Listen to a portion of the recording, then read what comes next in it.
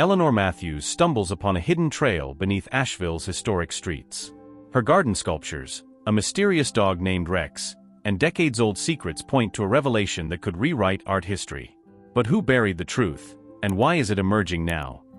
The morning sun cast long shadows across the Victorian houses of Montford, one of Asheville's most charming historic districts. Eleanor Matthews stood at her bay window, watching as golden light filtered through the autumn leaves, creating a kaleidoscope of colors on her hardwood floors. At 78, she had developed a deep appreciation for these quiet moments, when the world seemed to pause and breathe. Her house, a stunning example of Queen Anne architecture, had been her sanctuary for the past 40 years. Every corner held memories of her life with Thomas, her beloved husband, who had left for a better place 5 years ago. As a retired art curator for the Asheville Art Museum, Eleanor had filled their home with carefully chosen pieces, each telling its own story of beauty and time. She wrapped her cardigan tighter around her shoulders and picked up her walking shoes. Despite her age, Eleanor maintained her daily routine with unwavering dedication. Every morning, rain or shine, she would walk through the neighborhood, greeting familiar faces and admiring the ever-changing seasonal displays in her neighbors' gardens. "Another beautiful day," she murmured to herself, closing the heavy wooden door behind her. The crisp mountain air filled her lungs, carrying the sweet scent of nearby magnolias. Eleanor had chosen to stay in Asheville after Thomas's passing, even when her daughter Sarah had insisted she move to Charlotte to be closer to family. But this town, nestled in the Blue Ridge Mountains, was where her heart belonged. As she rounded the corner onto Pearson Drive, something unusual caught her attention. A large black German shepherd sat perfectly still under a maple tree, his posture alert and dignified. What struck Eleanor most was his eyes, intelligent and somehow knowing. Around his neck hung a weathered police collar, its metal tag too tarnished to read. "Hello there," Eleanor called softly, maintaining a respectful distance. The dog's ears perked up, but he made no aggressive moves. Instead, he tilted his head slightly, studying her with an intensity that seemed almost human. "Are you lost?" The dog stood slowly, his movements deliberate and graceful despite his imposing size. Eleanor noticed he was favoring his left hind leg slightly, though he carried himself with remarkable dignity. As she watched, he took a few steps toward her, then stopped, as if waiting for her approval. "You're quite the gentleman, aren't you?" Eleanor smiled, extending her hand cautiously. The dog approached, sniffing her fingers before gently pressing his head against her palm. His fur was soft but matted in places, suggesting he had been on his own for some time. Eleanor examined the collar more closely. Though worn, she could make out the letters REX engraved on one side. The other side bore what appeared to be a badge number, but the digits were too corroded to decipher. "Rex," she said experimentally. The dog's tail wagged once, confirming his name. "Well, Rex, you look like you could use a good meal and a warm place to rest. Would you like to come with me?" As if understanding every word, Rex fell into step beside her as Eleanor turned back toward her house. She couldn't explain the feeling, but something about this dog's presence felt right, as if the universe had orchestrated their meeting for a purpose she didn't yet understand. Back at her Victorian home, Eleanor led Rex through her meticulously maintained garden. The dog paused briefly to observe a stone sculpture, one of Thomas's final works, before following her inside. Eleanor couldn't help but notice how carefully he moved, avoiding the antique furniture and delicate art pieces that filled the space. "You've been trained well," she remarked, heading to the kitchen. Rex sat patiently by the door, his eyes following her movements as she searched her refrigerator. She found some leftover roast chicken and placed it in a bowl, along with fresh water in another. As Rex ate, Eleanor studied him more carefully. Despite his disheveled appearance, he carried himself with a military precision that spoke of extensive training. The police collar suggested a working background, but something about his behavior hinted at more than standard police dog training. Later that afternoon, while Eleanor was organizing her art restoration materials in her home studio, Rex remained by her side, watching with apparent interest as she worked on a 19th-century landscape painting. The studio, once Thomas's workspace, had become her haven after his passing. She had converted it into a combination of art storage and restoration area, where she occasionally took on private projects for select clients. "You know," she said to Rex, carefully cleaning the surface of the painting, "I've always believed that art tells us stories about who we are and where we've been. Every piece has its secrets, its hidden layers." Rex's ears twitched at her words, and Eleanor couldn't shake the feeling that he understood far more than a typical dog would. As evening approached, Eleanor settled into her favorite armchair with a cup of chamomile tea, a well-worn copy of Jane Austen's Persuasion in her lap. Rex lay at her feet, his head resting on his paws but his eyes alert, scanning the room periodically. The setting sun painted the walls in warm hues, creating shadows that danced among her collection of paintings and sculptures. She was about to begin reading when her phone rang. The caller ID showed Linda Morrison, her old friend from her museum days. Linda had been the museum's lead conservator before retiring 2 years ago, and they had maintained their friendship through regular calls and occasional lunches. "Elena, I was just thinking about you," Linda's warm voice came through the speaker. "How are you keeping yourself busy these days?" "Actually, something rather interesting happened today," Eleanor replied, glancing down at Rex. "I seem to have acquired a rather distinguished house guest." As Eleanor described her morning encounter with Rex, Linda listened intently. When she mentioned the police collar, Linda's tone changed slightly. "A police dog, you say? That's curious. There was some talk a few months ago about a missing K9 unit, but I never heard the details." "Missing?" Eleanor's interest peaked. "How does a trained police dog just go missing?" "I'm not sure of the specifics," Linda replied thoughtfully. "But I remember it was connected to Officer Michael Carter's case. He was investigating something at the Old River Arts District warehouses when he disappeared. The whole thing was very hush-hush." Eleanor's eyes drifted to Rex, who had lifted his head at the mention of Michael Carter's name. The dog's reaction confirmed her growing suspicion that there was more to his story than met the eye. "Linda, would you mind doing some discreet asking around? I'd like to know more about Rex's background, but I don't want to attract too much attention." "Of course, dear. I still have some contacts at the department who might be willing to share information. I'll see what I can find out." After ending the call, Eleanor sat in contemplative silence. The mystery surrounding Rex had suddenly become more intriguing. What had happened to Officer Carter? And why had his dog appeared in her neighborhood, months after both had vanished? As if sensing her thoughts, Rex stood and walked to the window, his posture alert. Eleanor joined him, placing a gentle hand on his head. Together, they watched as darkness settled over Asheville, the streetlights casting pools of amber light on the empty sidewalks. "Well, my friend," Eleanor said softly, "it seems we both have questions that need answering. But for now, you're safe here." Rex leaned slightly against her leg, a gesture of trust that touched Eleanor deeply. As she prepared for bed that night, she couldn't shake the feeling that by taking in this mysterious dog, she had stepped into something far larger than herself. But rather than feeling afraid, she felt a spark of excitement she hadn't experienced in years. Tomorrow, she decided, she would begin piecing together the puzzle of Rex's past. For now, though, she was content knowing that her Victorian home was no longer quite so empty, and that perhaps she and Rex had found each other exactly when they both needed it most. If you love animals and want to watch more amazing stories, don't forget to subscribe to help the author, leave a like, and tell us which city you are watching from. Let's continue. Eleanor woke before sunrise, roused by unfamiliar sounds in her usually quiet home. For a moment, she lay still, disoriented, until she remembered her new house guest. Rex was padding methodically through the house, his nails clicking softly against the hardwood floors as he performed what seemed to be a security sweep. "You're quite the early riser," she called out softly. Rex appeared in her doorway, his tail wagging slightly in greeting.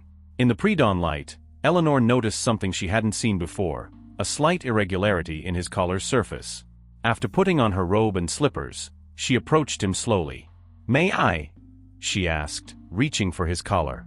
Rex sat perfectly still, allowing her to examine it more closely. Her fingers found a small, almost imperceptible seam in the leather. Years of handling delicate artworks had given Eleanor an acute sensitivity to texture and detail, and something about this collar didn't feel quite right. In her studio, Eleanor retrieved her magnifying glass and tools she used for art restoration. Under the bright task light, she carefully examined the collar's construction. After several minutes of gentle probing, she discovered a cleverly concealed pocket, completely weatherproof and nearly invisible to the casual observer. "Whoever designed this was very clever," she murmured.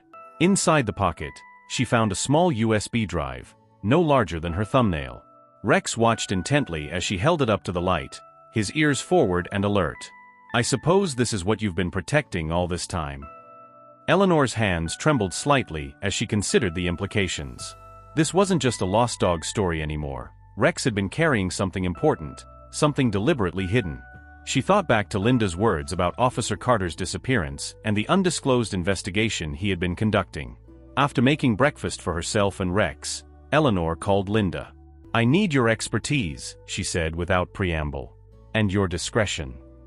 Linda arrived within the hour, bringing with her a laptop and what Eleanor recognized as professional forensic equipment.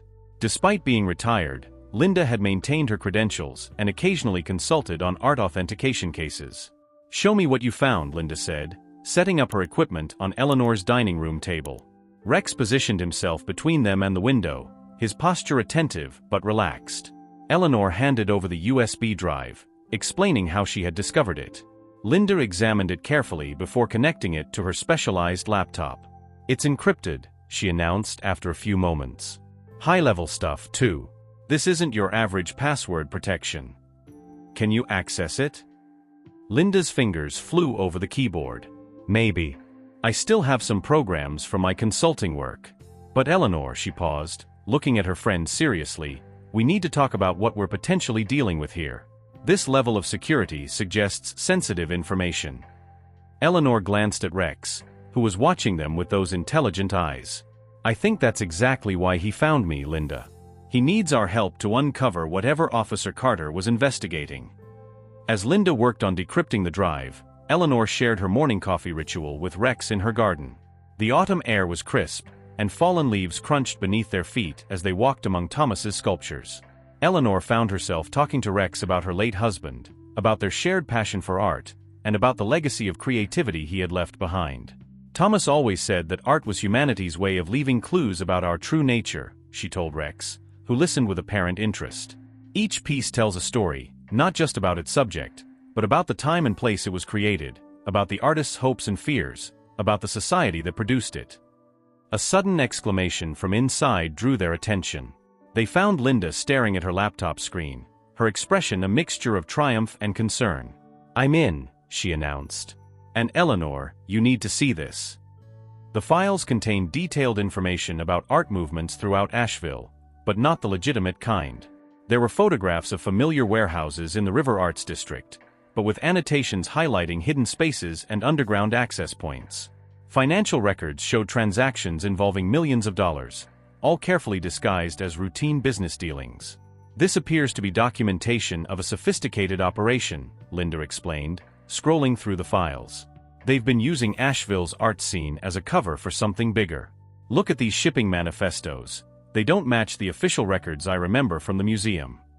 Eleanor studied the documents carefully, her curator's eye picking up discrepancies that others might miss. "These acquisition dates are wrong," she pointed out. "And these provenance records, they're expertly forged, but there are inconsistencies in the paper aging patterns." As they delved deeper into the files, a pattern began to emerge. The operation seemed to center around several prominent galleries and warehouses in the River Arts District, with connections to private collectors and international shipping companies. But what caught Eleanor's attention were the references to a particular storage facility, one she knew well. "The old Morrison Gallery building," she said, pointing to a recurring address in the files. "Thomas and I used to attend exhibitions there before it closed. The owner, Richard Bennett, still lives in the neighborhood." She paused, remembering something. "In fact, he's been unusually interested in local art collections lately, including mine." Linda looked up sharply. "Richard Bennett?" "Eleanor, his name appears multiple times in these transaction records." Rex, who had been lying quietly nearby, suddenly stood, his attention focused on the front of the house. Moments later, they heard a car door slam, followed by footsteps on the front walk. Through the window, Eleanor saw Richard Bennett himself approaching her front door, carrying what appeared to be a portfolio case. Rex moved silently to position himself near the entrance, his body language subtly alert but not aggressive. "Linda, close everything," Eleanor whispered, quickly helping her friend pack away the equipment. "We need to act normally. If Richard is involved in whatever Officer Carter was investigating, he can't know what we found," Linda finished, securing the USB drive and slipping it into her pocket. The doorbell rang, its chime seeming unusually loud in the tension-filled house. Eleanor took a deep breath, smoothing her cardigan and checking that Linda was out of sight with the equipment. As she moved to answer the door, Rex fell into step beside her, his presence both reassuring and protective. Just an ordinary morning visit from a neighbor, Eleanor reminded herself, reaching for the doorknob. But she knew that from this moment on, nothing about her quiet life in Asheville would be ordinary again. Through the beveled glass of her front door, Richard Bennett's silhouette waited, unaware that inside this Victorian home, his carefully constructed world was beginning to unravel. Eleanor straightened her shoulders, drawing strength from Rex's steady presence beside her. She had spent her life studying and preserving art, understanding its hidden meanings and untold stories. Now, it seemed, she would need to apply those same skills to uncover a very different kind of truth. Eleanor opened the door with practiced grace, her years of hosting gallery events serving her well in maintaining a composed facade. Richard Bennett stood on her porch, cutting an impressive figure in his tailored suit. At 65, he still maintained the polished appearance that had made him a prominent figure in Asheville's art scene. "Eleanor, my dear friend," Richard smiled warmly, though his eyes darted briefly to Rex before returning to her face. "I hope I'm not interrupting your morning." "Not at all, Richard. Please come in." Eleanor stepped aside, noticing how Rex maintained his position slightly behind her, alert but not threatening. Richard entered, carrying his portfolio case with the careful handling of someone accustomed to valuable artifacts. "I brought something that might interest you," he said, moving toward the living room. "Some exceptional pieces have recently come into my possession, and I immediately thought of your expertise." Eleanor guided him to her sitting area, where afternoon light streamed through the stained glass windows, creating patterns on the antique Persian rug. Linda had discreetly moved to the kitchen, out of sight but within earshot. "I'm always happy to look at interesting pieces," Eleanor replied, settling into her armchair. Rex positioned himself at her feet, his eyes never leaving their visitor. Richard opened his portfolio, revealing several photographs of paintings. "These were recently acquired from a private collection in Europe," he explained, spreading the photos on the coffee table. "The provenance is a bit complicated, but I believe they're significant works." Eleanor leaned forward, her trained eye immediately assessing the pieces. The paintings were indeed remarkable, a collection of early 20th century works that, if authentic, would be worth millions. However, something about them triggered her professional instincts. "The brushwork on this one is particularly interesting," she commented, pointing to a supposed Monet. "The technique seems slightly different from his usual Giverny period works." Richard's smile tightened almost imperceptibly. "Yes, well, artists often experimented with different styles. I'm more interested in your thoughts about their potential market value. I remember you mentioning that Thomas had connections with several private collectors." Eleanor felt a slight chill at the mention of her late husband. "Yes, he did. Though most of them worked exclusively with established galleries and auction houses." She paused, studying another photograph. These would need extensive authentication before any legitimate sale could be considered. Of course, Richard waved his hand dismissively. "But with your endorsement, the authentication process could be expedited. Your reputation in the art world still carries considerable weight."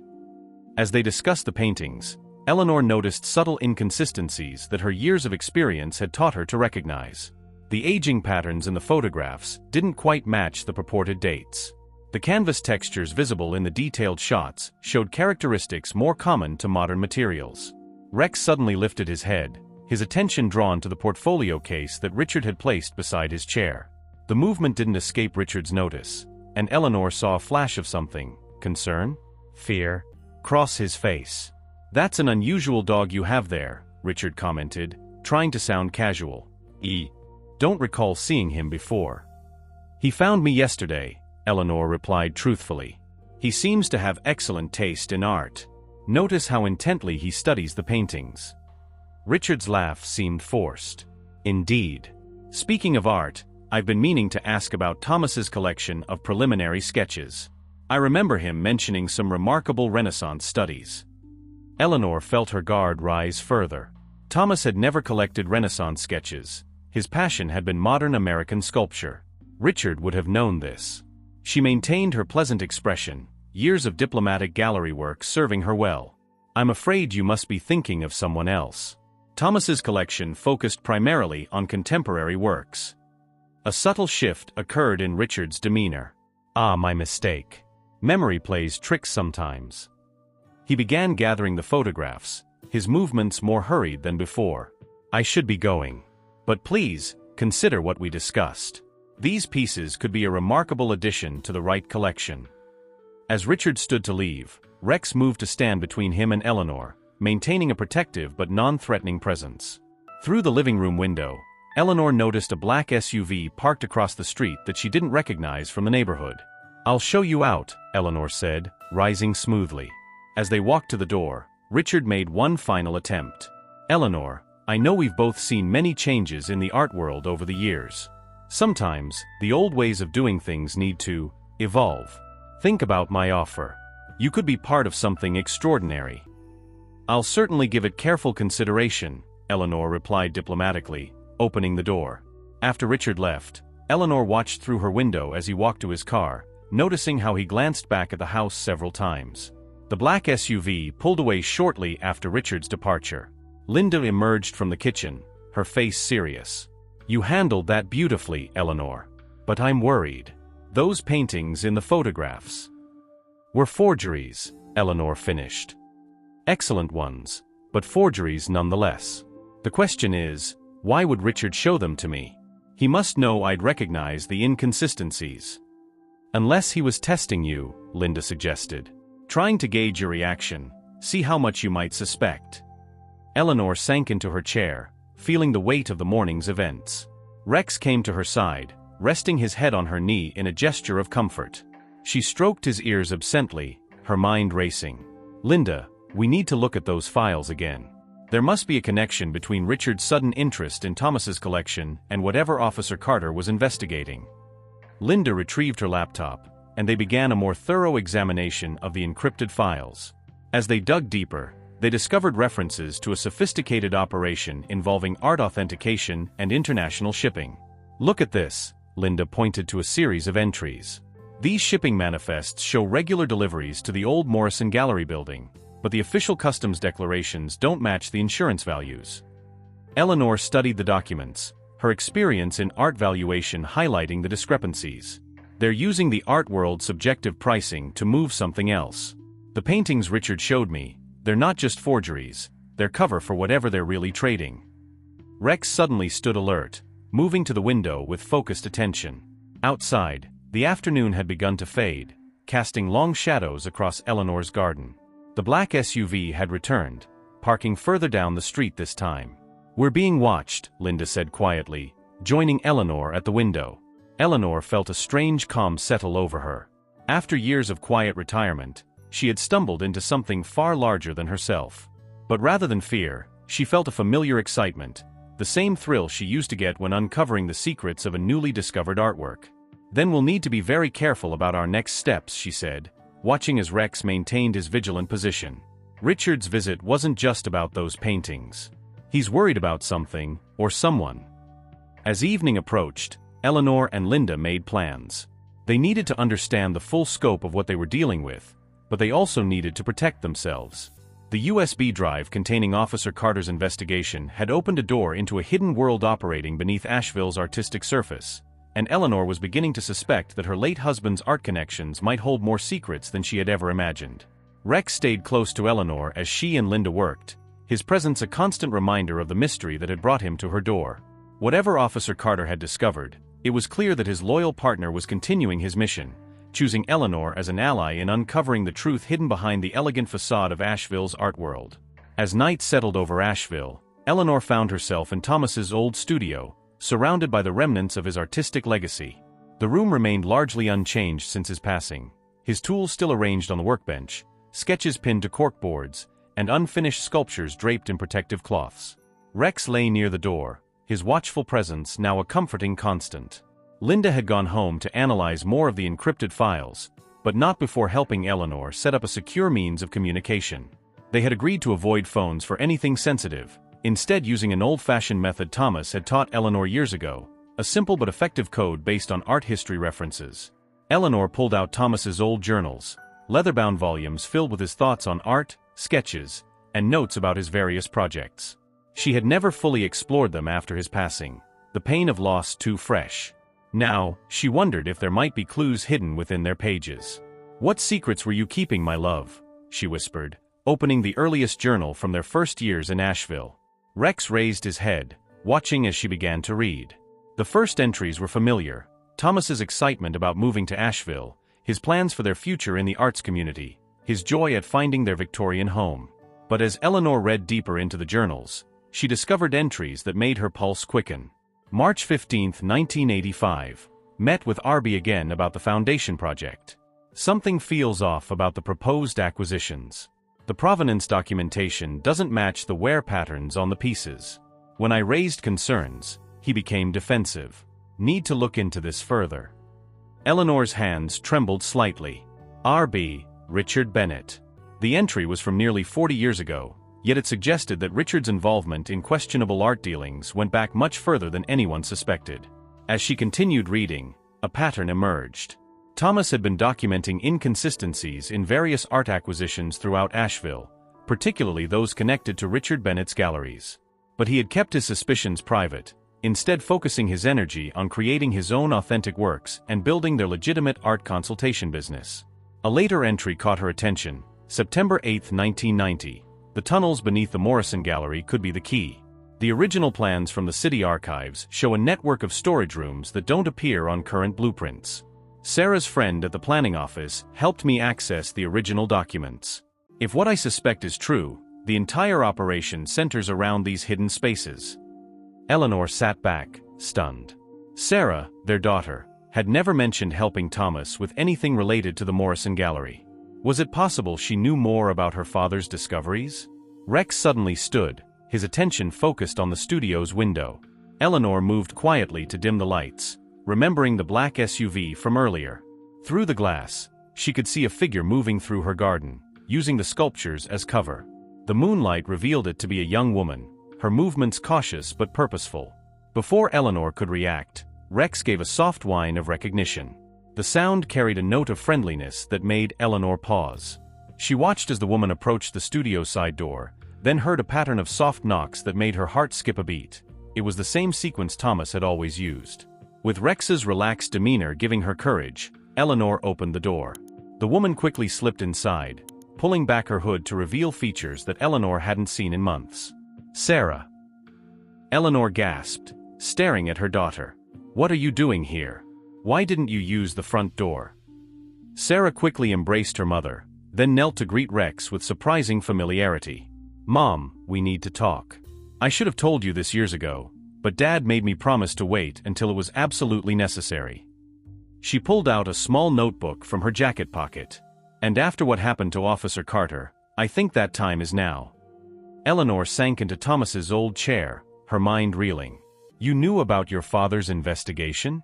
About the Morrison Gallery?" Sarah nodded, her expression serious. "Dad wasn't just documenting art fraud, Mom. He discovered something much bigger. The galleries, the false provenance documents, the forged artwork, it's all an elaborate cover for something else. Something that powerful people have been hiding in plain sight for decades." Rex moved to sit between them, his presence somehow linking the past and present. Sarah reached out to scratch behind his ears, and Eleanor noticed something she hadn't before: a small tattoo on her daughter's wrist, partially hidden by her sleeve. It matched a symbol she had seen in Thomas's later journals. "Start from the beginning," Eleanor said firmly, pulling Thomas's journals closer. "Tell me everything you know about what your father discovered." Sarah took a deep breath, glancing at the covered windows before speaking. It started when Dad was commissioned to create sculptures for the Morrison Gallery's renovation in 1990.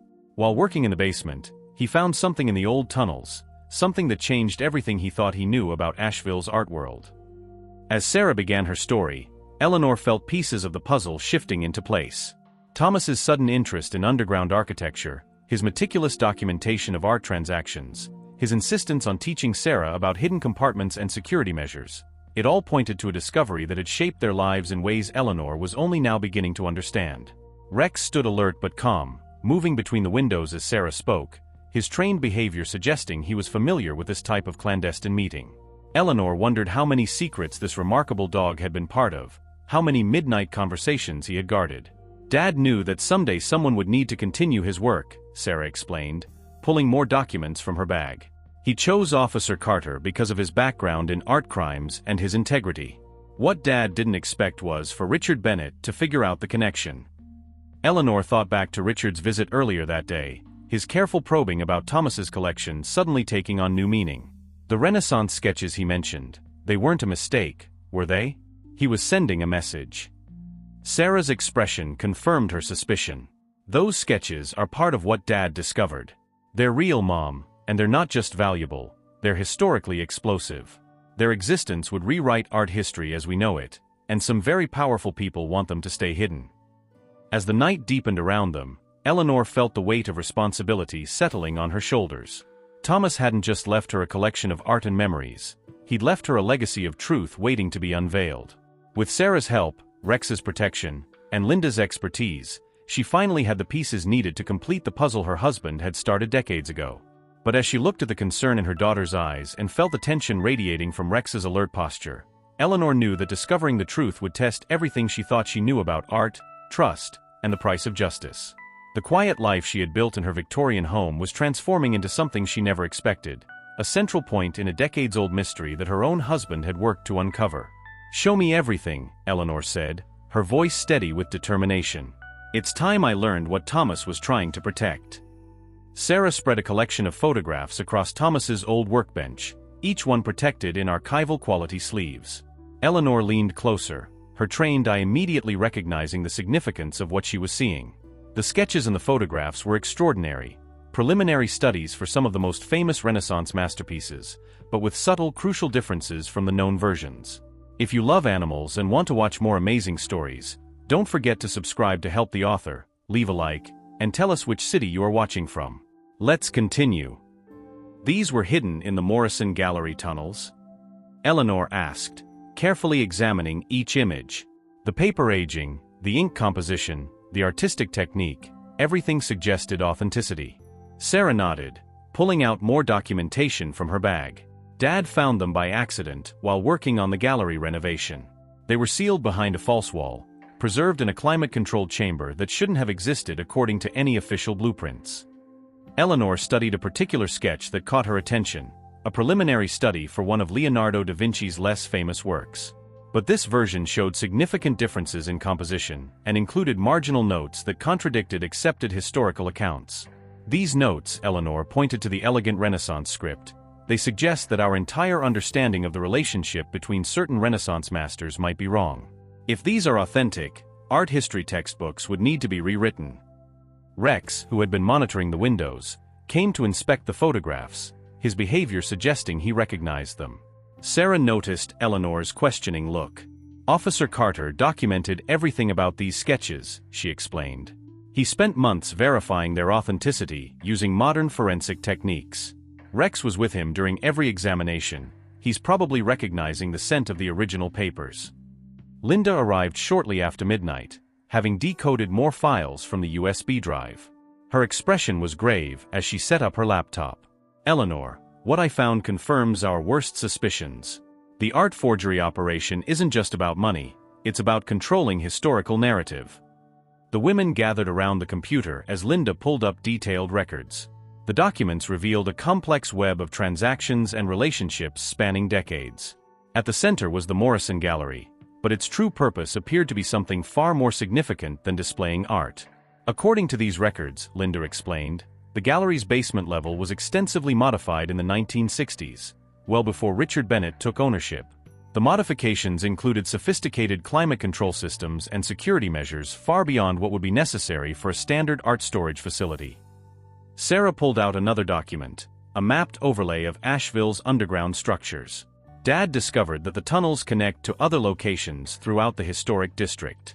They used to be part of the old subway system project that was abandoned in the 1920s, but someone converted them into a hidden network of climate-controlled storage spaces. Eleanor remembered Thomas's passion for local history, how he would spend hours researching Asheville's architectural evolution. The subway project was massive. Miles of tunnels were dug before the project was abandoned. "Are you saying someone has been using these tunnels to hide historically significant art pieces?" "Not just hide them," Sarah replied, "but control how art history is written. Think about it, Mom. These sketches prove that some of our fundamental assumptions about Renaissance art are wrong. The accepted historical narrative about who influenced whom, who learned from whom, it's all based on the available evidence. But what if someone has been controlling what evidence is available? Linda pulled up another file from the USB drive. Officer Carter found documentation suggesting that Richard Bennett is part of a group that's been curating not just art, but historical truth itself. They decide which pieces are discovered and which remain hidden, shaping our understanding of art history to maintain certain reputations and legacies. Rex suddenly tensed, his attention drawn to movement outside. Through the studio windows, they could see lights moving in the garden, flashlights, moving with purpose between Thomas's sculptures. "They're searching the grounds," Sarah whispered, quickly gathering the photographs. "They must think Dad hid the original sketches somewhere on the property." Eleanor's mind raced back to her years with Thomas, to all the little mysteries that had never quite made sense. His insistence on personally overseeing the installation of every sculpture in their garden. His meticulous documentation of each piece's placement. The way he would sometimes work late into the night, making subtle adjustments to their positions. "The sculptures," she breathed, realization dawning. "They're not just art pieces, they're markers." Thomas created a map in plain sight. Linda quickly pulled up the property surveys from the USB drive, overlaying them with Thomas's garden designs. "Look at this. The placement of each sculpture corresponds to a point in the tunnel system below." He wasn't just creating art, he was documenting the hidden network. Sarah's eyes widened. "The Renaissance studies Richard mentioned. He wasn't just testing you, Mom. He was trying to find out if you knew about Dad's mapping system." Eleanor moved to the window, watching the searching lights dance between her husband's creations. Each sculpture, she now realized, was more than just a beautiful piece of art. They were Thomas's final message, his way of preserving the truth until someone could piece it all together. Rex came to stand beside her, his posture alert but calm. In the moonlight, Eleanor could see the searchers more clearly, professional art handlers, judging by their equipment and careful movements around the sculptures. They were examining each piece methodically, documenting everything with specialized cameras.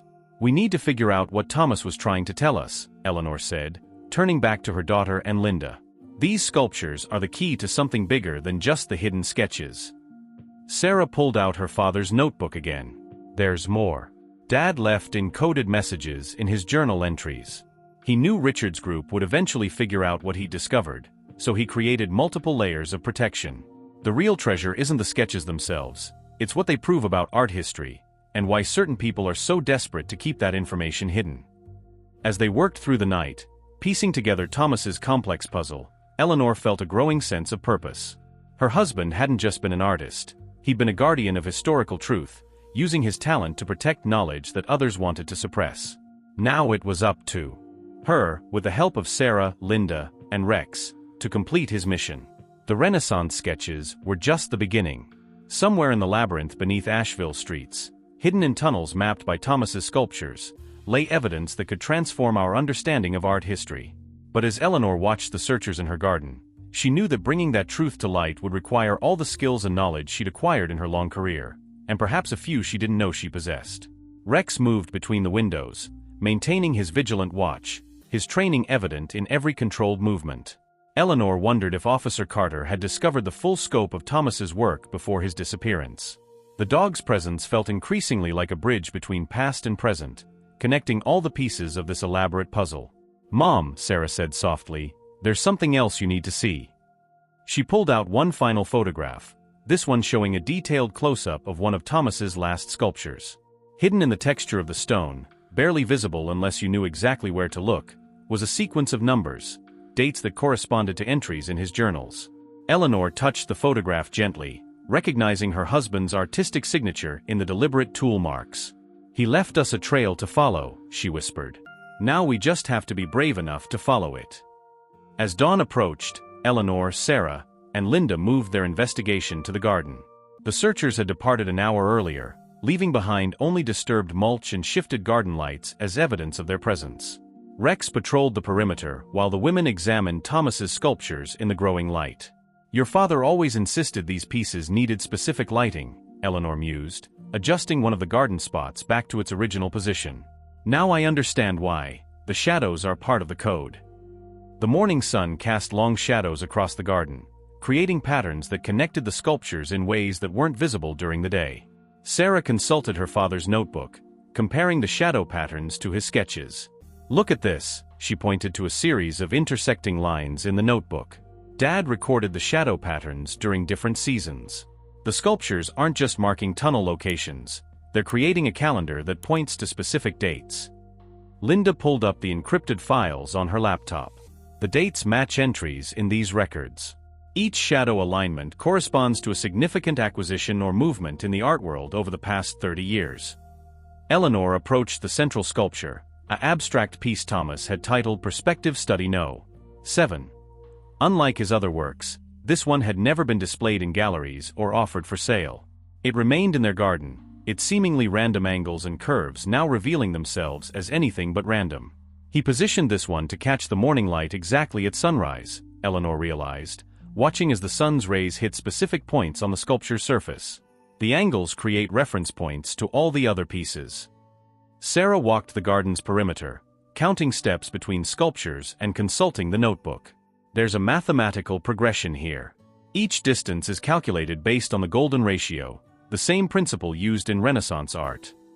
As they worked, Rex suddenly appeared at Eleanor's side, carrying something in his mouth. It was a small stone that had been dislodged from one of the garden borders during the night's search. Eleanor examined it closely, noticing that it wasn't just any stone. It was a piece of an old sculpture that Thomas had deliberately broken and incorporated into the garden's landscaping. "Your father never wasted anything," Eleanor told Sarah, turning the stone over in her hands. "He said every piece of art, even the fragments, had purpose." The fragment bore tool marks that matched Thomas's distinctive carving style, but there was something else.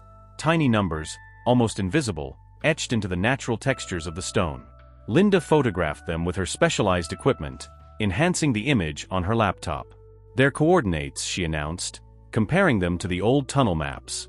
"This fragment points to a specific intersection in the tunnel system, one that's not marked on any official plans." Sarah spread out a modern map of Asheville, overlaying it with the tunnel schematics from the USB drive. That intersection lies directly beneath the old public library building, the one that's been closed for renovation for the past 2 years. Eleanor remembered something from her years working at the museum. The library renovation was funded by a grant from Richard Bennett's Art Foundation. They're supposedly turning the basement into climate-controlled archives. Or using the construction as cover to access the tunnel system, Linda suggested, pulling up more files. According to these records, there have been several large shipments of archival materials delivered during off-hours. Rex moved to another sculpture, pawing gently at its base. Eleanor knelt beside him, running her fingers along the stone until she felt a slight irregularity. Using her art restoration tools, she carefully extracted another fragment, this one bearing different coordinates. Thomas created a backup system, she realized. If anything happened to the notebooks or the USB drive, the garden itself could tell the story. We just needed to know how to read it. Sarah consulted her father's notebook again. "There's an entry here about the library. The true archive lies beneath the visible one. In darkness, history sleeps, waiting for light to reveal its faces." Classic Dad, Sarah smiled sadly. Always speaking in art metaphors. Eleanor thought about the Renaissance sketches, about the hidden truth they contained. The library's original foundation dates back to the 1920s, the same era as the abandoned subway project. What if that's why they chose that location for their hidden storage? Linda cross-referenced the dates from Thomas's journal with the library's construction history. The original plans show a much larger basement level than what appears in modern records. They didn't just build over the old tunnels, they incorporated them into the building's structure. As the morning progressed, they documented each sculpture's position, shadow pattern, and hidden markers. Thomas had created not just a map, but a complete guide to the hidden art repository beneath Asheville's streets. Each piece in the garden played a role in the elaborate code. "Look at how he positioned this one," Eleanor pointed to a particularly abstract piece. "The curves aren't just aesthetic, they're showing water flow patterns. He was marking the old drainage system that connected to the tunnels." Sarah checked her father's notes. He was worried about water damage to the hidden artworks. That's why he documented the drainage. He was trying to protect the pieces even while exposing the truth about them. Rex suddenly tensed, his attention drawn to movement at the front of the house. Through the morning mist, they could see a postal vehicle stopping at their mailbox. But something about the timing felt wrong to Eleanor. "It's Sunday," she whispered. "There's no mail delivery today." They quickly gathered their materials, moving back inside the studio. Through the window, they watched as the supposed postal worker walked a very specific pattern past the sculptures, taking photos with what was clearly not standard postal equipment. "They're getting bolder," Linda observed. "We need to move quickly if we're going to find what your husband hid." Eleanor looked at the garden she had tended for decades, seeing it now through new eyes. Every plant placement, every decorative stone, every angle of light had been part of Thomas's plan. He had transformed their entire property into a massive art installation, one that held the key to exposing a historical conspiracy. "We need to get into that library basement," Sarah said, reviewing the coordinates they'd collected. "But security will be tight, especially if they suspect we're getting close." Eleanor thought about Thomas's passion for art history, his belief that truth in art was sacred. "We don't need to break in," she said slowly, an idea forming. "I still have connections at the Historical Society. The library renovation plans would have required their approval, and I know just the person who might help us access the archives officially." Rex came to stand beside her, his posture alert but calm. Eleanor realized that every piece of this puzzle, the dog's arrival, Sarah's return, Linda's expertise, and Thomas's elaborate garden code, had come together at exactly the right moment. "Your father spent years creating this system," she told Sarah, watching the false postal worker drive away. "He knew someday someone would need to understand what he'd discovered. Now it's up to us to finish what he started." As they planned their next move, Eleanor felt a deep appreciation for Thomas's foresight. He had known that the truth about the Renaissance sketches and the hidden art collection would eventually need to come to light. By encoding the information in his art and trusting in his family's abilities, he had created a path for that truth to emerge. The garden stood silent in the morning light, its secrets slowly revealing themselves to those who knew how to look. Each sculpture, each shadow, each hidden marker was part of a larger story, one that had been waiting years to be told. Monday morning found Eleanor at the Asheville Historical Society, seated across from Margaret Chun, the head archivist she'd known for over 20 years. Rex sat quietly beside her chair, his presence lending her confidence as she explained her request. "Of course I remember Thomas's work on architectural preservation," Margaret said, adjusting her glasses as she reviewed Eleanor's historical research permit. "He was instrumental in documenting the city's underground structures. But why the sudden interest in the old library's original blueprints?" Eleanor had prepared for this question, drawing on her years of experience in the art world. "I'm writing a book about Thomas's contribution to Asheville's architectural heritage. The library renovation seems like the perfect case study, especially given his involvement in the original preservation surveys." Margaret's eyes softened at the mention of Thomas's work. He did care deeply about preserving the city's history. "Did you know he spent months advocating for proper archival storage during the initial renovation planning? Even submitted detailed specifications for temperature and humidity control systems." This was news to Eleanor, though she kept her expression neutral. "I'd love to see those specifications, if you still have them. They'd be perfect for the chapter on his technical expertise." "They should be in the building commission records," Margaret replied, turning to her computer, "along with the original structural surveys. Though I must say, some of those old tunnel maps are quite confusing. The surveyors back then weren't nearly as precise as we'd like." As Margaret searched the archives, Eleanor noticed something interesting on the office wall, a framed photograph of the library's groundbreaking ceremony from 1922. In the background, partially visible, was an entrance to the subway construction site. "That's a fascinating photo," Eleanor commented. "I don't suppose you have the original in your archives?" Margaret brightened. "We do.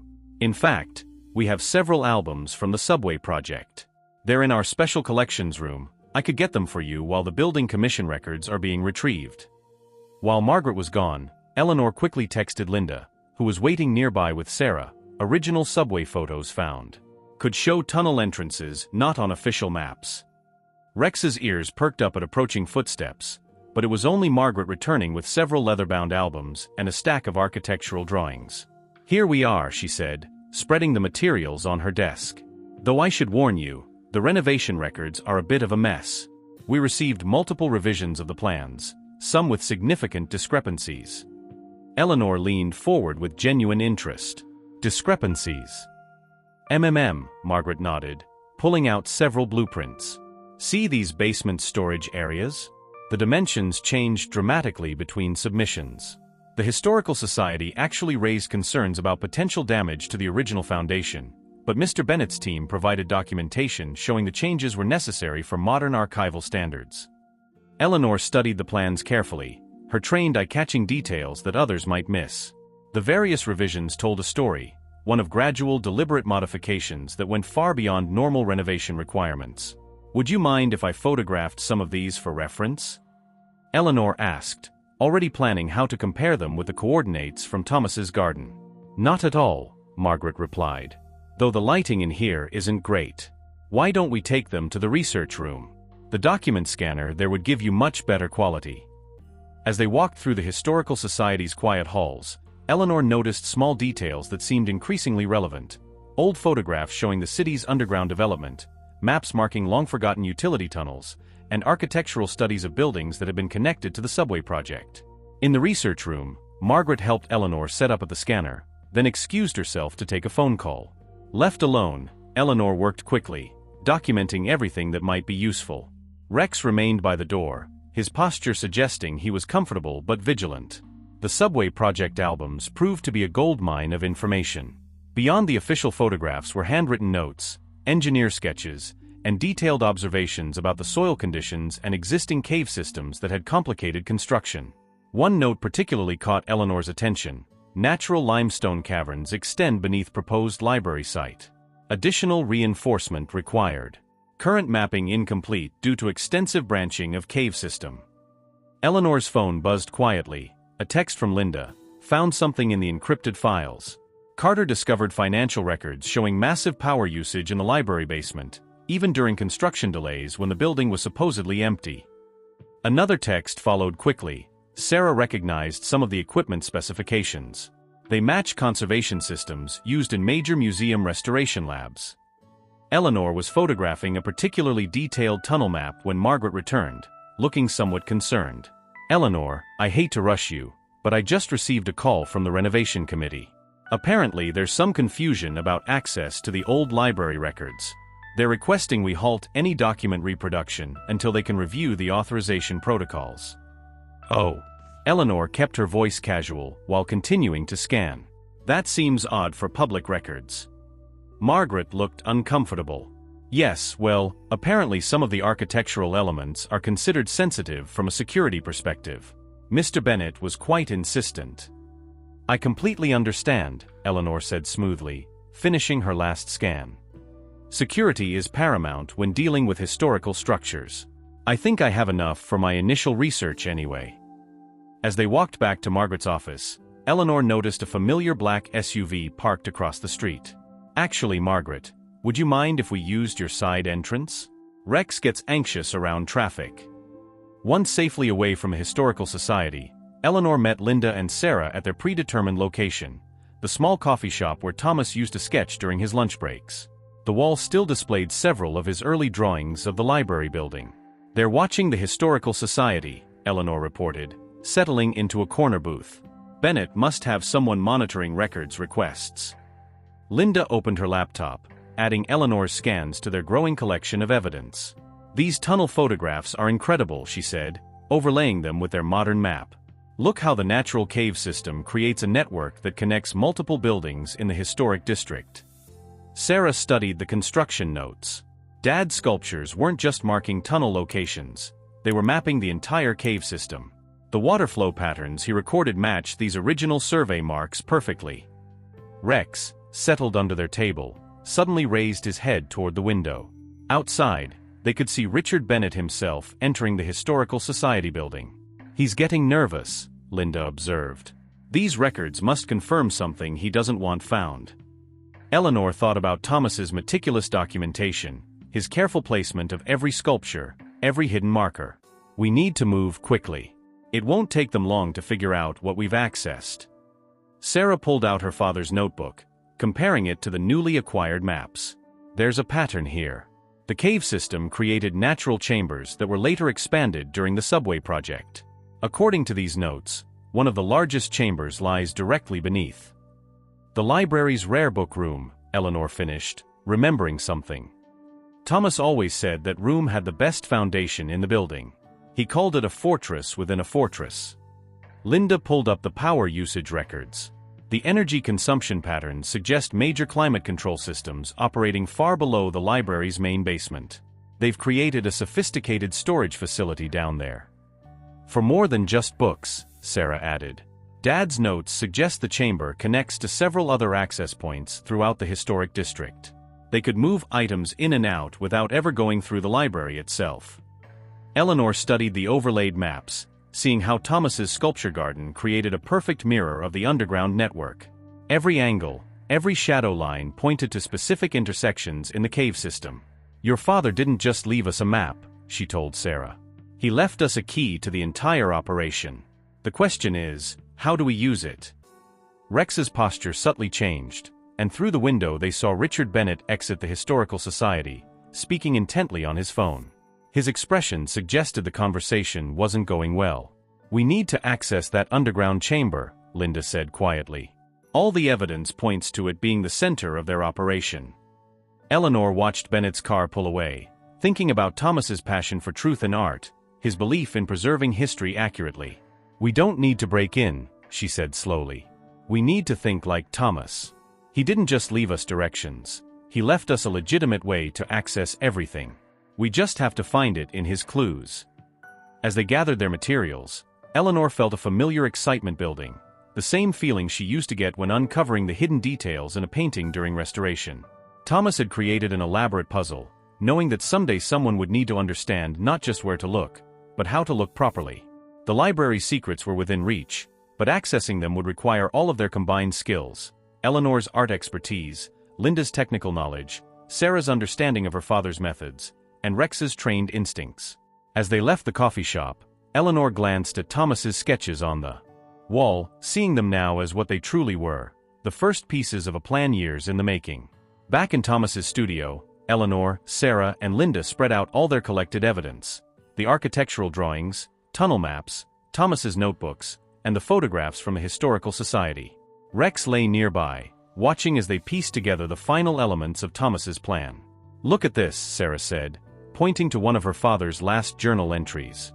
He wrote about donating his personal papers to the library's special collection. But I don't remember him ever mentioning that. Eleanor's eyes widened with realization. Because he never actually made the donation. He was leaving us instructions. She pulled out the library's acquisition records they'd obtained. The renovation plans include a special procedure for processing new acquisitions to the historical collection.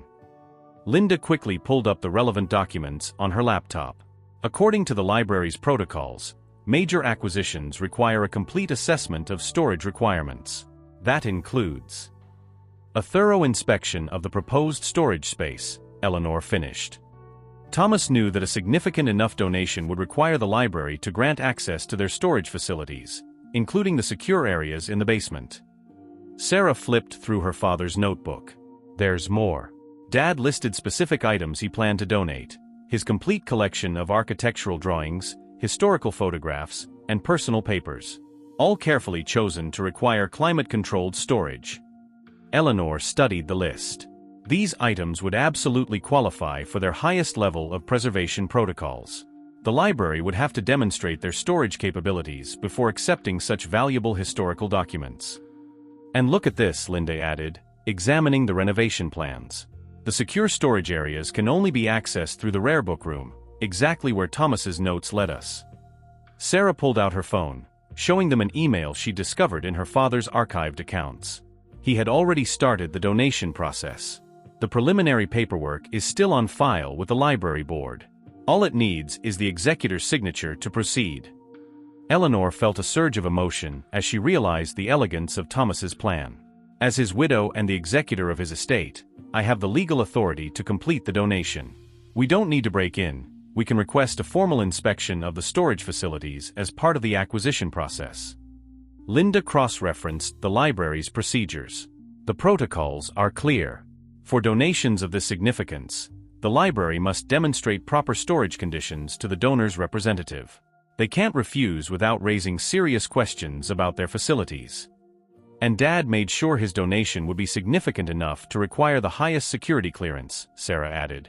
These architectural drawings alone are historically priceless.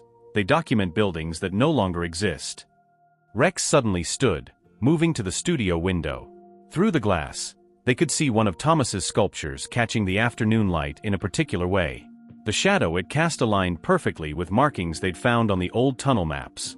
"Your father thought of everything," Linda said admiringly. "He created a legitimate way to access the hidden chamber, then left us all the pieces we needed to understand his plan." Eleanor moved to her desk, pulling out Thomas's official papers. "We'll need to do this carefully. The donation offer needs to be handled exactly according to procedure." She looked at Linda. "Can you help me prepare the formal documentation?" "Already on it," Linda replied, opening a new file. "We'll make sure every detail meets their requirements. They won't have any legal grounds to deny us access." Sarah studied the library's renovation plans again. "Once we're in the rare book room, we'll need to know exactly what we're looking for. Dad's sculpture suggests the hidden chamber is accessed through the original foundation walls, but there must be a specific mechanism." Eleanor remembered something from her years of art restoration. In the Renaissance, many private collections were protected by sophisticated hidden doors. The mechanisms often incorporated artistic elements that appeared decorative but were actually functional. Like this. Sarah pointed to detailed sketches in her father's notebook, showing architectural elements in the library's rare book room. What appeared to be ordinary wood paneling contained subtle marks matching patterns they'd found in Thomas's garden. Linda pulled up the encrypted files from Officer Carter's investigation. According to these records, large shipments were always delivered through the rare book room, even though it seems like an inefficient route to their storage areas. "Because that's not just a storage area," Eleanor said quietly. "It's their real archive, the one they've been hiding all these years." Rex's ears perked up at the sound of a car approaching. Through the window, they saw Margaret Chen's vehicle pulling into Eleanor's driveway. "Perfect timing," Eleanor smiled. "I asked her to stop by to discuss Thomas's donation. Having the Historical Society's support will make our request even more legitimate." As they prepared to meet with Margaret, Eleanor felt a deep appreciation for Thomas's foresight. He had created not just a plan, but a legally sound path forward that would be difficult for Richard Bennett to oppose without raising suspicions. "We'll need to move quickly once we submit the paperwork," Linda advised. "Bennett will probably try to find a way to block our access." "That's why we need to have everything perfectly documented," Eleanor replied. "Every form, every requirement, every protocol followed exactly. Give them no reason to deny our request." Sarah gathered the relevant notebooks and photographs. "We should show Margaret enough to gain her support, but not reveal everything we've discovered. The Historical Society's endorsement would make it harder for them to refuse us access." Rex moved to the studio door as Margaret's footsteps approached. Eleanor took a deep breath, preparing to set Thomas's final plan in motion. They had the pieces now: the legal authority, the historical documentation, the architectural plans, and most importantly, the understanding of what Thomas had discovered. "Remember," Eleanor said quietly to Sarah and Linda, "we're not just doing this to expose their hidden art collection. We're fulfilling Thomas's wish to preserve historical truth. Whatever we find in that chamber, it's part of a larger story that deserves to be told." The doorbell rang, and Rex's calm demeanor suggested they were on the right track. As Eleanor moved to answer it, she felt Thomas's presence in every carefully planned detail surrounding them. He had created this path years ago, trusting that when the time came, they would understand how to follow it. The afternoon sun caught the edges of his sculptures, creating a pattern of light and shadow that seemed to pulse with purpose. In the garden, the truth waited to be revealed, encoded in art and architecture, preserved by a man who had understood that sometimes the best way to protect something was to hide it in plain sight. The old library stood silent in the early morning light, its Victorian architecture casting long shadows across the empty street. Eleanor, dressed professionally and carrying a portfolio of donation documents, approached the building's side entrance with Margaret Chen and Linda. Sarah waited in the car nearby, monitoring communications, while Rex walked confidently beside Eleanor, his presence both reassuring and purposeful. "The library board was quite impressed with the scope of Thomas's collection," Margaret said as she unlocked the door. "Especially the architectural drawings of the original subway project. Those alone make this a significant historical acquisition." The small group entered the building, their footsteps echoing in the empty halls. The renovation work had left most of the library's public spaces untouched, preserving its historic charm while modernizing the critical systems behind the scenes. "We'll need to inspect the climate control systems in the rare book room first," Margaret explained, leading them through the building. Since most of Thomas's papers deal with architectural history, they'll be stored in the secure archive section. Eleanor noticed subtle details as they walked: new security cameras with unusually wide coverage, recently installed ventilation grates that seemed too large for normal air conditioning, and carefully concealed electrical panels that suggested significant power usage. The rare book room was exactly as Thomas had drawn it in his notebooks. Wood paneling covered the walls, its intricate carvings appearing purely decorative to the casual observer. But Eleanor's trained eye caught the patterns Thomas had documented, subtle marks that matched the coordinates from his garden sculptures. "The renovation team did remarkable work preserving the original features," Margaret commented, unlocking the rare book room's heavy door. Mr. Bennet was particularly insistent about maintaining the historical integrity of this space. Linda moved to examine the environmental monitoring system, her expertise allowing her to ask technical questions that seemed perfectly natural for a donation assessment. "These readings suggest substantial climate-controlled space beyond this room. Would we be able to see the main storage area?"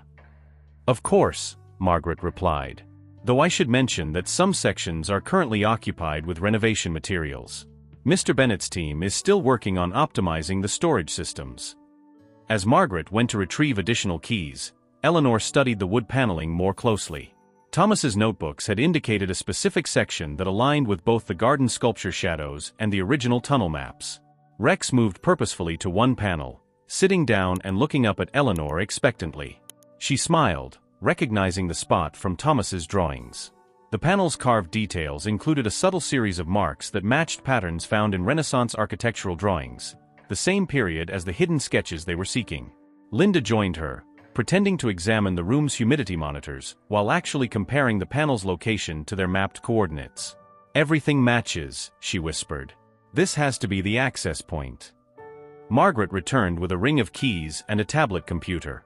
"We'll need to log into the security system to access the lower levels." The renovation team installed quite sophisticated protocols. As Margaret worked with the tablet, Eleanor noticed something interesting about the panel's carved pattern. The decorative elements included familiar Renaissance motifs, but with subtle variations that reminded her of the differences they'd found in the hidden sketches. "These carvings are fascinating," Eleanor commented casually. "They remind me of some architectural details Thomas documented in his research." He was particularly interested in how Renaissance artists incorporated functional elements into decorative features. Margaret looked up with genuine interest. "Really? I always assumed they were just standard Victorian ornaments." "Oh no," Eleanor replied, moving closer to the panel. "See these recurring patterns? They're actually based on much older designs. The Victorians were quite fond of incorporating historical elements into their architecture." As she spoke, Eleanor's fingers traced the pattern exactly as Thomas had indicated in his notes. There was a soft click, nearly inaudible, and she felt a slight movement in the wood beneath her hand.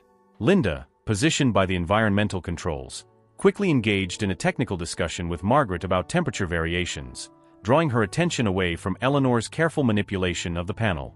Rex stood quietly, his body language relaxed but alert, as Eleanor continued to follow Thomas's documented sequence. Another click, slightly louder this time, was covered by Linda's conversation about humidity levels. The panel shifted slightly, revealing its true nature.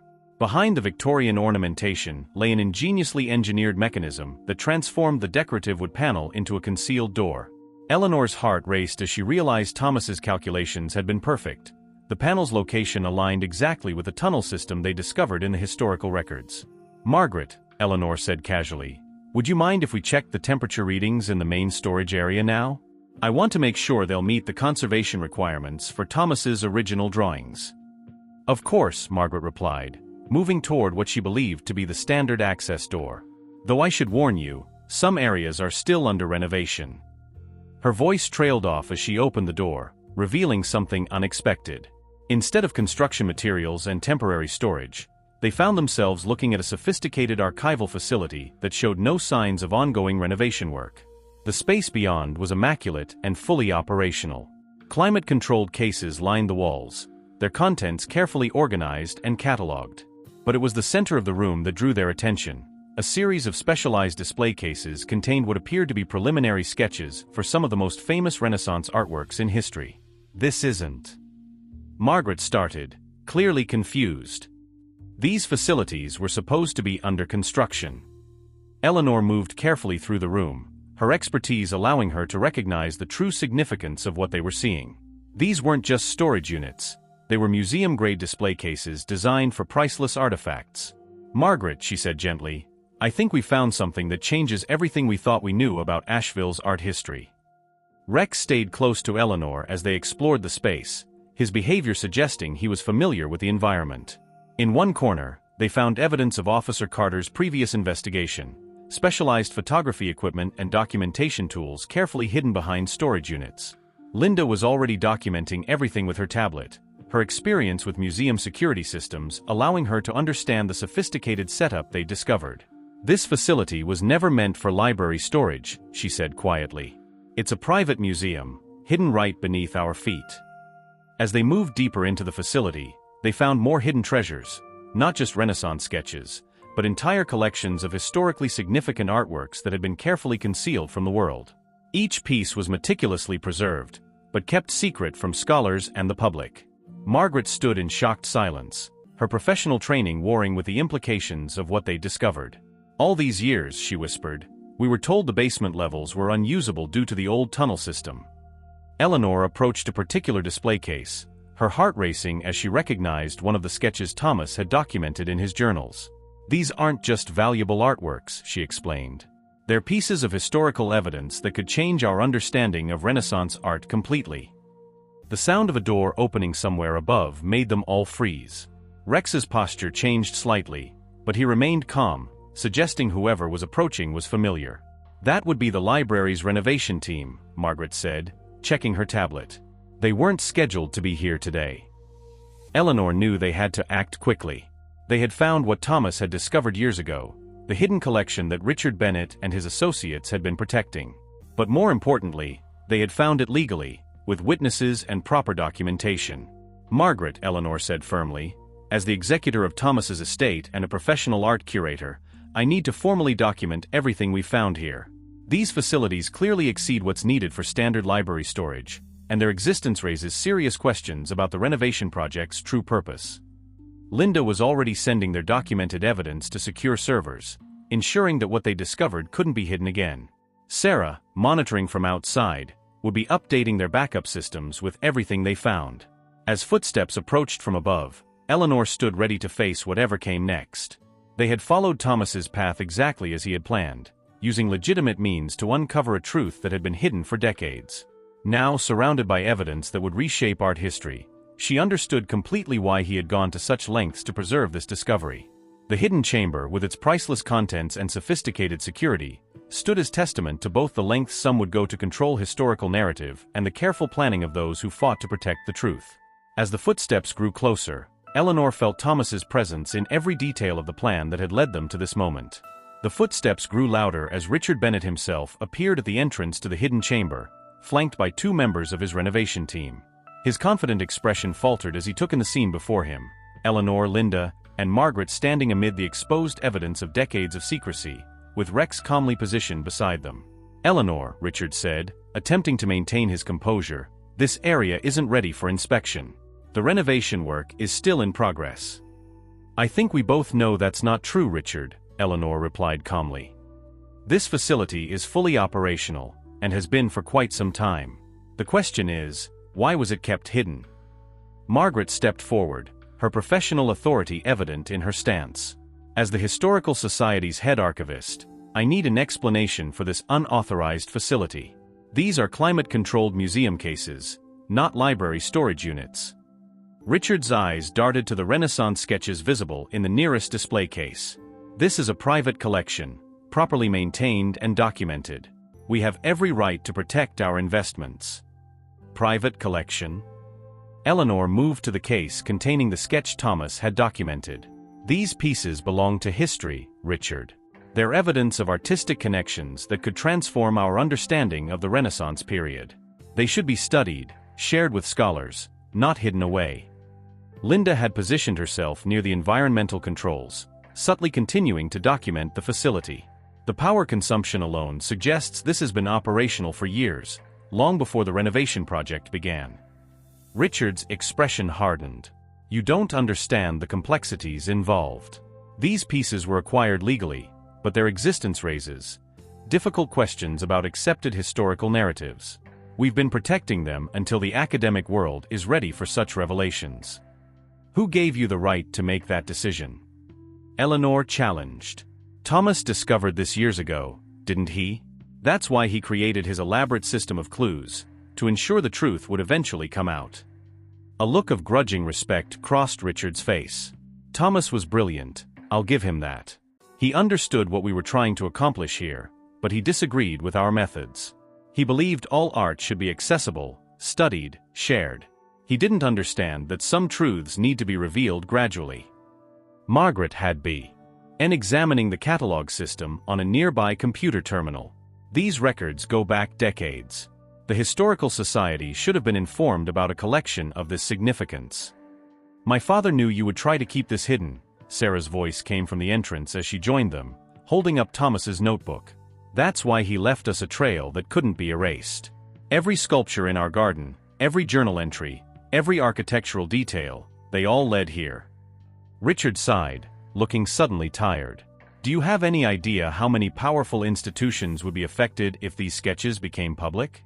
The accepted timeline of artistic influence during the Renaissance would need to be completely rewritten. Some of the most famous pieces in the world would be seen in an entirely new light. That's exactly why they need to be shared, Eleanor insisted. Art history isn't about protecting reputations or maintaining comfortable narratives. It's about understanding our cultural heritage, learning from the complex connections between artists and their work. Rex moved closer to Richard, and for the first time, recognition flickered in the man's eyes. Carter's dog. Of course. He found evidence of our operation, but we never knew exactly what he discovered before he disappeared. Officer Carter didn't disappear. A new voice joined the conversation. Michael Carter himself stepped into the chamber, his police badge visible on his belt. I've been working with federal art crime investigators, building a case about the suppression of historically significant artworks. Your hidden collection just provided the evidence we needed. Richard's renovation team members stepped back, clearly realizing the situation had moved beyond their control. Margaret was already on her phone, contacting the Historical Society's board of directors. The sketches are genuine, Eleanor explained to Carter, her expertise adding weight to her words. They show collaborative relationships between Renaissance masters that weren't previously known. The artistic techniques, the sharing of ideas, it changes our entire understanding of how these artists work together. Thomas suspected the truth decades ago, Sarah added, showing Carter her father's detailed notes. He created a way for us to find this place legally, ensuring that when the discovery was made, it would be properly documented and couldn't be hidden again. Linda's tablet chimed with confirmations that their evidence had been securely stored on multiple servers. Everything has been recorded and verified. The facility's specifications, the collection catalog, the environmental data, it's all preserved. Richard looked around the chamber that had held his secrets for so long, seeming to deflate slightly. We really were trying to protect something valuable. These pieces are extraordinary. We just wanted to control how their discovery would affect the art world. The art world will adapt to the truth, Eleanor said firmly. Just as it always has. These sketches don't diminish the greatness of Renaissance art, they enhance our understanding of how artists learned from and inspired each other. In the days that followed, the Hidden Chamber's discovery sent ripples through the academic world. Art historians and scholars flocked to Asheville as the collection was properly documented and studied. The sketches proved even more significant than Thomas had realized, providing insight into collaborative relationships between Renaissance masters that had been lost to history. Eleanor worked with the Historical Society to ensure everything was properly preserved and made accessible to researchers. The Hidden Chamber itself was transformed into a legitimate research facility, its sophisticated storage systems now serving their true purpose, protecting historical artifacts while allowing them to be studied and understood. Sarah found more of Thomas's journals, revealing the full extent of his investigation and his hopes for how the truth would eventually be revealed. His garden sculptures remained in place, their hidden meanings now documented as part of Asheville's artistic heritage. Rex stayed with Eleanor, his mission to protect the evidence finally complete. Officer Carter, no longer needing to maintain his cover, helped establish proper security for the collection, ensuring it would never be hidden away again. As Eleanor stood in her garden one evening, watching the setting sun create the same shadow patterns Thomas had so carefully planned, she felt a deep sense of completion. Her husband's legacy wasn't just in the beautiful sculptures he had created, but in his dedication to preserving historical truth. Linda joined her, carrying a newly published academic paper about the discovered sketches. The first of many, she said, handing it to Eleanor. Scholars are already revising their understanding of Renaissance artistic relationships based on this evidence. Sarah arrived with Rex, who had adapted perfectly to his new role as Eleanor's companion. Dad would have loved this, she said, watching researchers examine the garden sculptures, documenting their connection to the underground chamber. He believed art should bring people together, reveal connections we didn't know existed. Eleanor nodded, thinking of all the pieces that had come together. Thomas's careful planning, Rex's arrival, Sarah's return, Linda's expertise, and even Richard's eventual cooperation in helping scholars understand the collection he had tried to protect. Your father understood something important, she told Sarah, watching the last rays of sun illuminate Thomas's sculptures. The truth about art, about history, about human creativity, it can't be contained or controlled. It finds its way into the light, bringing us all along with it. The gardens of the Victorian house had become a testament to artistic truth, its sculptures now understood as both beautiful works of art and sophisticated markers in an elaborate plan to protect historical knowledge. As evening fell over Asheville, Eleanor knew that Thomas's legacy would continue to inspire and educate, just as he had always intended. Dear readers, we hope that Eleanor's journey has touched your hearts and reminded you of the power of truth and artistic integrity. This story is part of our ongoing series celebrating the unsung heroes who protect and preserve our cultural heritage.